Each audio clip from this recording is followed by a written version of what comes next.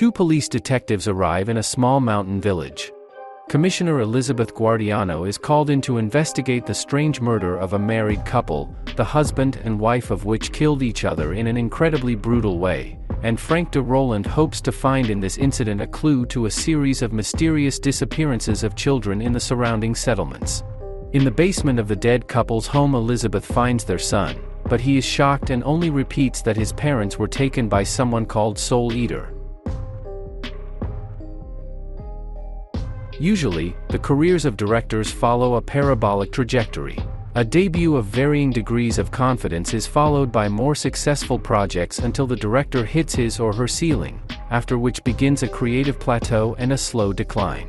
But there are other situations when filmmakers start immediately from their maximum, to which they then spend decades trying to reach. Such was the case with Daniel Myrick and Eduardo Sanchez, who created the Blair Witch Project. Such was the case with Neil Blomkamp and his District 9, such was the case with Richard Kelly and his Donnie Darko.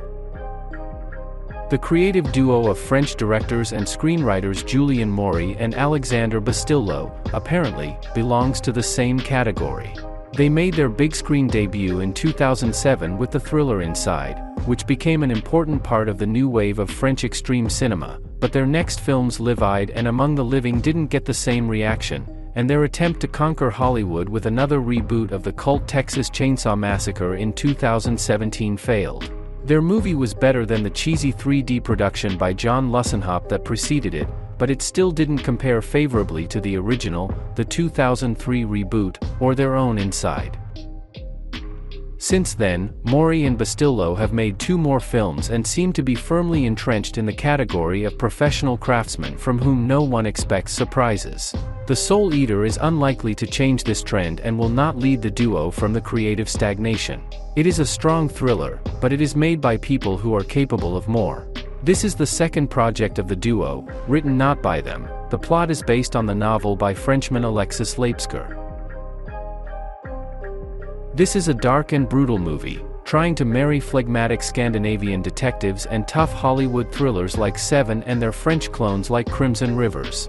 Like in the classics, in the center of events a pair of investigators, who at first perceive each other in the bayonet, but for the sake of a common cause are forced to find common ground and learn to cooperate, at the same time fighting with the ghosts of the past. The Soul Eater works off the familiar formula to a solid B, and the leading duo of Virginie Ledoyen and Paul Hamy came out quite expressive and textured. The problem here is rather in the source material, which is not deep enough and suffers from a certain derivative characterization. As a result, the film as a whole lacks the grace and elegance inherent in the best detectives.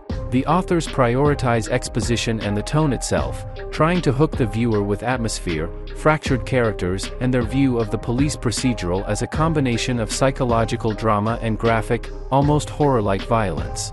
The movie intrigues, but still doesn't surprise.